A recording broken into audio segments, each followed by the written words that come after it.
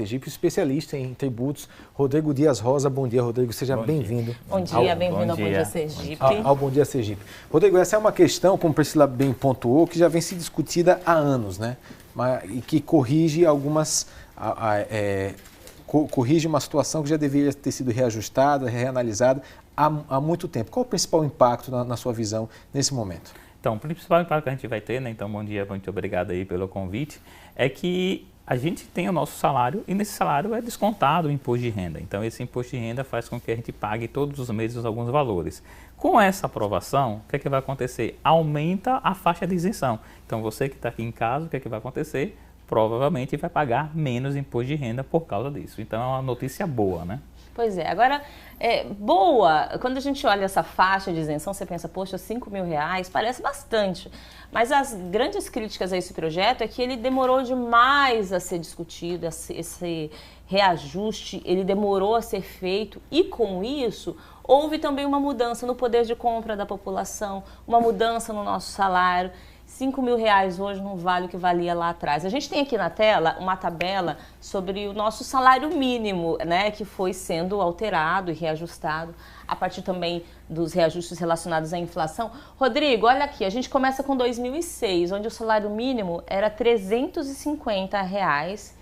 Em 2025, o nosso salário mínimo é de R$1.518. O que isso significa na prática, assim, no bolso do consumidor, das pessoas? Então, o que acontece? O salário mínimo ele teve esse reajuste, né? Então, ele vem... Todo ano a gente tem um reajuste do salário mínimo que é normal, nós já estamos acostumados. Só que a tabela do imposto de renda ela não acompanhou isso. Então, o que acontece? Os R$350 antes, né? Nós temos salário mínimo lá, hoje R$1.518 não é totalmente suficiente para atender todas as nossas necessidades básicas, né? Com saúde, educação, como a gente já sabe. E assim, a tabela do imposto de renda ela teria que, em tese, acompanhar essa evolução, mas não acompanhava. Então, o que é que acontecia na prática? Mais pessoas, todo ano, entravam naquele rol de começar a pagar imposto de renda, porque o salário aumentava e eu entrava na faixa. Por exemplo, eu tinha lá a primeira faixa 7,5%, eu já começava a pagar imposto de renda. Essa tabela, durante um determinado período, ela vinha sendo atualizada, depois ela parou essa atualização. Então, cada vez que passa, mais pessoas entram nessa obrigatoriedade de fazer tanto a declaração, como também de pagar imposto de renda. Da mesma forma que as pessoas que já pagavam imposto de renda começam a pagar mais imposto, porque essa cobrança vai sendo ampliada à medida que a pessoa recebe mais, ou seja, ela vai tendo mais custo com esse imposto. Isso, porque nós temos um princípio que nós chamamos na parte tributária, chamado princípio da capacidade contributiva, que é o que? Quanto mais capacidade financeira você tem, mais imposto você paga, né? Eu fico brincando nas minhas aulas que assim, é o Robin Hood, né? Tira de quem tem para distribuir para quem não tem. Então é isso que acontece, por isso que a gente chama de tabela progressiva.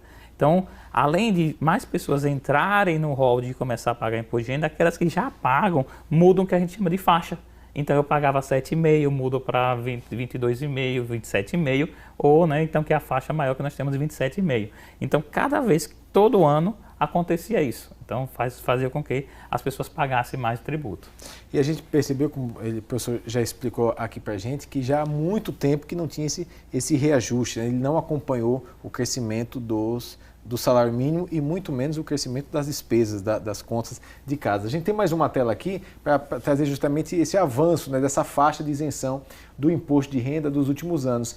Em 2006, professor, atingia 3,59% da população. Não, era 3,59 salários. Isso, 3,59 salários para quem recebia até esse valor. E aí aquele número foi diminuindo e essa proposta para chegar agora em 2026, essa proposta, se for aprovada, né, passou pela Câmara, deve ir para o Senado, depois tem a sanção presidencial para a proposta de 3,6 salários. Explica para a gente esse avanço aqui, essa situação. Então, o que acontece? Lá em 2006, nós tínhamos o seguinte, pagava imposto de renda quem recebia 3,59 salários. Então, você tinha que pegar aqueles R$350, né, vezes 3,5.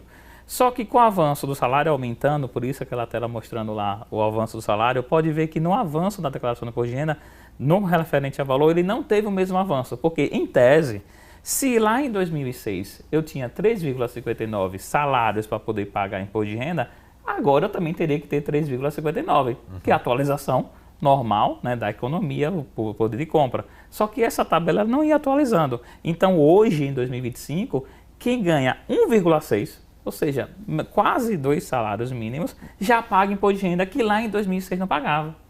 Então, olha o quanto ficou defasado essa tabela. Então, cada ano, mais pessoas obrigadas a declarar imposto de renda, mais pessoas tendo seu desconto do imposto de renda no salário, porque as empresas são obrigadas a fazer o desconto que a gente chama de imposto de renda na fonte, né? Que já é no seu salário, já tira essa parte desse imposto. Então, ou seja, além do salário mínimo ter um aumento, automaticamente, que muitas vezes a gente sabe, que a gente vem até aqui comentar, vocês passam em reportagem, o salário mínimo não acompanha a evolução, muitas vezes, do custo da nossa vida, ainda, além de não compor isso, aumenta o imposto. Ou seja, o salário aumenta o imposto e não acompanha essa evolução. A cada ano o leão dá uma mordida a mais, né? Isso mesmo. E a sensação que isso gera na prática, na nossa vida, é essa experiência de que seu dinheiro não está dando mais para pagar o que ele comprava antes. E também dessa classe média, eu posso até população de classe baixa, porque quando a gente fala aqui de 1,6 salário mínimo, a gente está falando de gente que ganha um pouco mais de um salário mínimo, então não é exatamente uma renda muito alta, é uma população que vai sofrendo com essa carga tributária, uma população gigantesca no país. Qual que é o impacto que tem desse não reajuste para o governo? Então, para o governo, o que vai acontecer? Ele começa a ter maior arrecadação. Então, por isso que, historicamente, pode ver que não tinha essa ideia em si de atualizar, porque o governo estaria aumentando a sua arrecadação. Agora, para o contribuinte, ele passa a ser penalizado, porque uma pessoa com 1,6 salário, né? Vamos arredondar 1,5 salário, pagar água, energia, pagar aluguel, ainda pagar imposto de renda, então será que isso é justo, né? E uma situação que eu faço uma crítica com relação a esse projeto, porque ele traz para 5 mil, que dá o quê? Pela nossa tabela ali, 3,06 salários, ou seja, não está nem igual a 2006. Então, por que não fazer essa atualização que fizesse essa equiparação que ficasse igual a lá 2006, fosse pelo menos, vamos arredondar, 4 salários mínimos? Então, é uma proposta que está trazendo essa isenção, mas não acompanha a evolução histórica desse aumento. Quer dizer, mesmo resumidamente, a gente não vai chegar ao patamar que a gente tinha de isenção, ou seja, uma população que ganha proporcionalmente a mesma coisa que se ganhava lá em 2006, está inserida aí entre aquelas que vão ter a isenção do imposto. Então, realmente é uma mudança que impacta menos do que se esperava diante da demora da discussão desse projeto.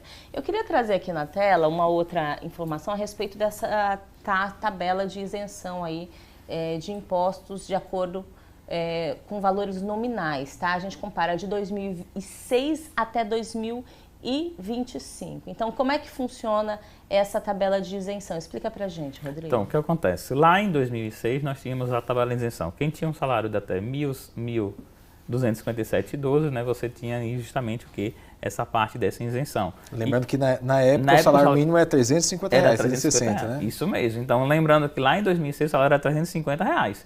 Então, já hoje, que o salário é 1.518, né? Nós temos qual valor? 2.428,80. Então, olha aí a defasagem com relação a isso. Então, a proposta é que esse 2.428,80 vá para 5 mil. Então, ou seja, na prática, quem ganha até 5 mil reais, né, então, passa a ser isento do imposto de renda. Então, é essa a proposta que justamente o governo está trazendo. E quem ganha, desculpa, Leandro, e quem ganha mais do que isso? Como é que vai ficar? Então, aí nós temos o seguinte, quem ganha mais do que isso, nós temos a previsão de que até 5 mil reais está isento, entre 5 mil e 1 centavo, né? Então, a mais do que 5 mil, até 7 mil vai ter uma tributação progressiva, né? Então, vai ter um desconto também, mas só que esse desconto não vai ser totalmente na isenção. Então, ele vai aumentando de acordo com a renda até chegar a 10%. E quem ganha acima desses 7 mil, aí vai pagar 10%. Então, justamente, ou seja, continua aquela progressão de renda, mas sempre o quê? Aumentando a base da isenção. Então, resumindo, quem ganha até 5 mil não vai pagar imposto de renda, entre 5.001 a 7 mil vai pagar, mas não 27,5, vai pagar menos, e acima de 7 mil, então essa é a proposta de 7 mil, justamente você vai ter a tributação cheia. Essa proposta que passou pela Câmara deve ser aprovada também no Senado, deve ter a sanção. Na Câmara foi aprovada por unanimidade. O senhor já apontou aqui que é uma notícia boa né? Mas ela demorou muito tempo para acontecer. O senhor trouxe aqui para ver como foi a defasagem esses anos todos.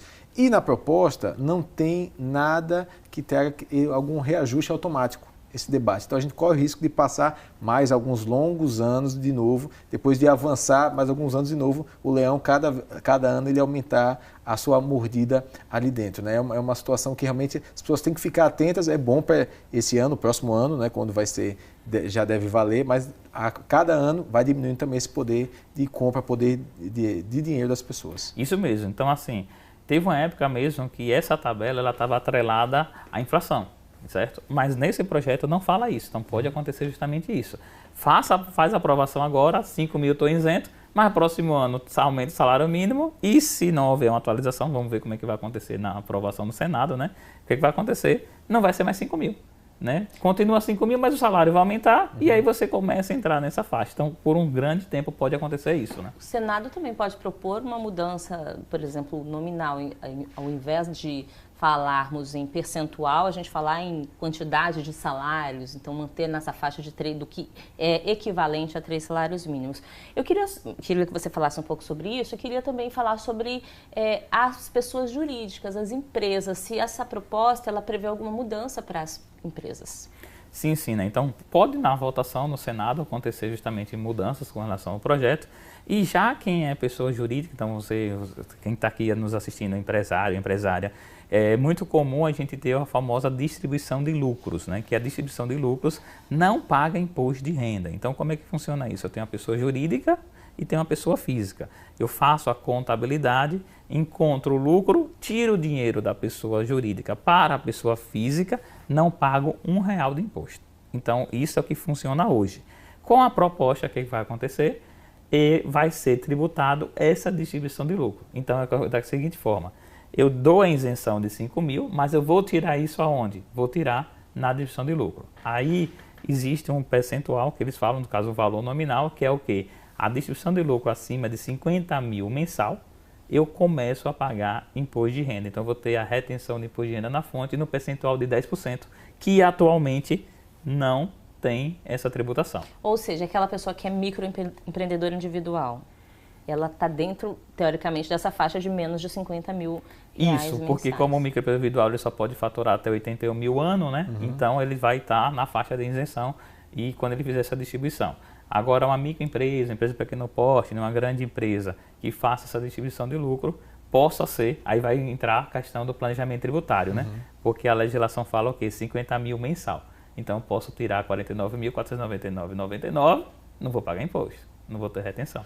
Então vem justamente essa situação aí. Ainda falando sobre essa questão do microempreendedor individual, é uma saída que muita gente encontra hoje, além de ter um trabalho fixo, né? Depois ainda faz outros serviços para poder complementar a renda. Como é que fica esse cálculo, né? Digamos que a pessoa no trabalho fixo ela esteja abaixo desses 5 mil, desse salário de 5 mil, mas com o trabalho extra, o microempreendedor, algum serviço que ele faz a mais, ela acaba passando de 5. O que é que vai valer? O salário fixo ou ela vai ter que somar também a renda extra que ela recebe, tudo que ela recebe a mais? Então isso é muito importante porque o que acontece? Quando eu abro um MEI, eu tenho lá o pessoa jurídica, eu tenho lá o CNPJ.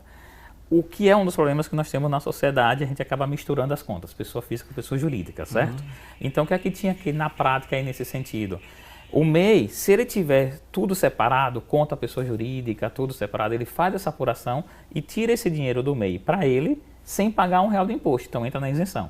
Agora, se ele misturar as contas, o que é que vai acontecer? Vai fazer com que entre nesse valor, porque nós temos na contabilidade um princípio chamado de capacidade, justamente o princípio da entidade. O que quer dizer o princípio da entidade? Pessoa jurídica é uma pessoa física é outra. Então, mas eu preciso fazer essa separação, essa segregação. Inclusive bancária, né? Inclusive da movimentação bancária. financeira. Isso. Porque senão vai ter que pagar imposto.